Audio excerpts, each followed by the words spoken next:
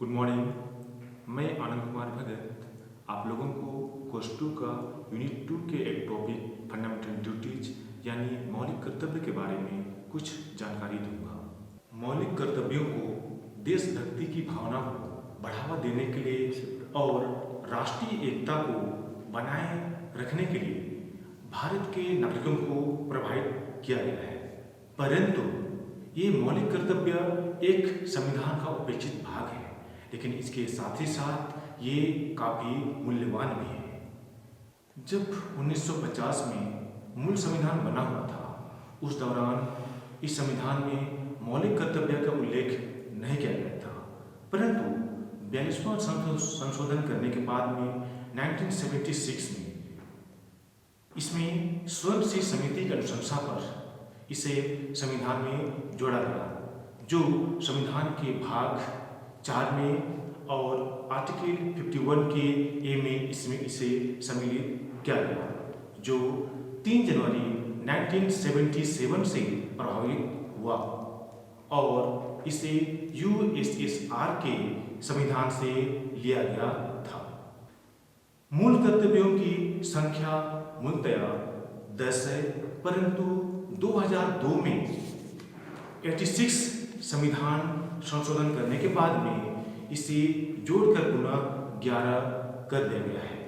वर्तमान में हमारे संविधान में 11 मौलिक कर्तव्यों का उल्लेख किया गया है, तो आइए अभी हम लोग 11 मौलिक कर्तव्यों के बारे में बारी बारी से देखते हैं।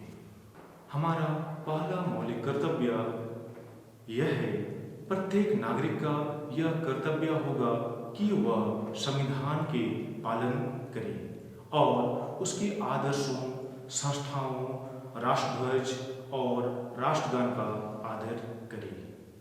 हम लोगों ने देखा संविधान का पालन करें, अर्थात हमारे लिए संविधान ने बहुत कुछ दिया है और यही इसीलिए हमारा यह कर्तव्य बनता है कि भारत के नागरिक होने के नाते हम भी उस भारत देश के लिए कुछ करके दिखाएं, ताकि हमारे अंदर की जो देशभक्ति है उभर कर वो सामने आए। अब हम आते हैं दूसरे मौलिक कर्तव्य की ओर। हमारा दूसरा मौलिक कर्तव्य यह कहता है, स्वतंत्रता के लिए हमारे राष्ट्रीय आंदोलन को प्रेरित करने वाले उच्च आदर्शों को हृदय में संजोए रखें और उनका पालन करें। अब हम तीसरे मौलिक कर्तव्य की ओर में आते हैं। हमारे तीसरे मौलिक कर्तव्य यह कहता है कि भारत की प्रभुता, एकता और अखंडता की रक्षा करें और उसे अक्षुण्ण बनाए रखें। अर्थात हमारा भारत देश इतना विशाल है कि वो अपने अपने खुद में सक्षम है कि हम अपने किसी भी चीज़ के बारे में कुछ भी डिसीजन ले सकते हैं और हमारे भारत को इतना शक्तिशाली है कि कोई किसी भी तरह से उसे खंडित नहीं कर सकता है। अब हम चौथे मौलिक कर्तव्य की ओर में आते हैं। हमारा चौथा मौलिक कर्तव्य यह कहता है कि देश की रक्षा करें और देश के पुकारे जाने पर राष्ट्र की सेवा करें। अर्थात हमारा देश हमारे अंदर ऐसी भावना उजागर करता है कि हम देश के लिए कुछ करें। जब भी अगर हमारे देश पे किसी भी तरह की कोई संकट या मुसीबत आ जाए तो हमें हमेशा तैयार रहना चाहिए कि हम भारत माता की हमेशा सेवा करें। पांचवें मौलिक कर्तव्य में यह बताया गया है कि भारत के सभी लोगों में समरसता और समान भाईचारा की भावना का निर्माण करें। अब हम छठे मौलिक कर्तव्य की ओर में देखते हैं। इसमें हमारी सामाजिक संस्कृति की गौरवशाली परंपरा का महत्व समझें और उसका निर्माण करें। अब सातवें मौलिक कर्तव्य में यह बताया गया है कि प्राकृतिक पर्यावरण की रक्षा करें और सभी प्राणियों के प्रति दया भाव रखें। अर्थात हमारे देश में प्राचीन काल से ही देवों की भूमि रही है, ऋषि मुनियों की भूमि रही है और उनके माध्यम से हमें यह शिक्षा मिली है कि प्रत्येक प्राणी के ऊपर में दया भाव रखना चाहिए या फिर किसी जीव के साथ में कभी भी हिंसात्मक व्यवहार नहीं करना चाहिए।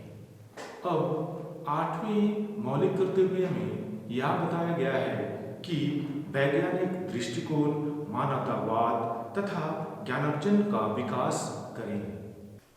अब 9वें मौलिक कर्तव्य में यह बताया गया है कि सार्वजनिक संपत्ति को सुरक्षित रखें, अर्थात हमारे संविधान अथवा देश के माध्यम से हमारे सुविधा के लिए बहुत सारी उपयोग करने के लिए बहुत सारी सुविधाएं दी गई हैं। हमारा एक भारतीय होने के नाते हमें यह दायित्व बनता है कि हम उन सुविधाओं को सुरक्षित रखें।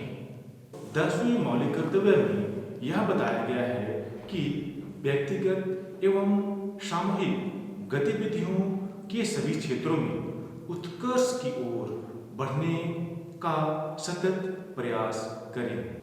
11वें मौलिक कर्तव्य में यह बताया गया है कि माता पिता या संरक्षक द्वारा 6 से 14 वर्ष के बच्चों हेतु प्राथमिक शिक्षा प्रदान करना। यह 2002 में 86 अमेंडमेंट करने के बाद में ये संविधान के मौलिक कर्तव्य में से शामिल किया गया और यह मौलिक कर्तव्य हमारे लिए सबसे इम्पोर्टेंट है। क्यों?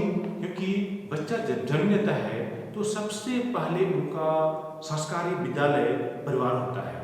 वहाँ पर उन्हें संस्कार मिलने के बाद में उससे विद्यालय भेजा जाता है और माँ बाप का यह कर्तव्य बनता है कि उस बालक को जितनी शिक्षा उपलब्ध होनी चाहिए उतना शिक्षा उसे उपलब्ध कराए। अभी तक हमने 11 मौलिक कर्तव्यों को देखा।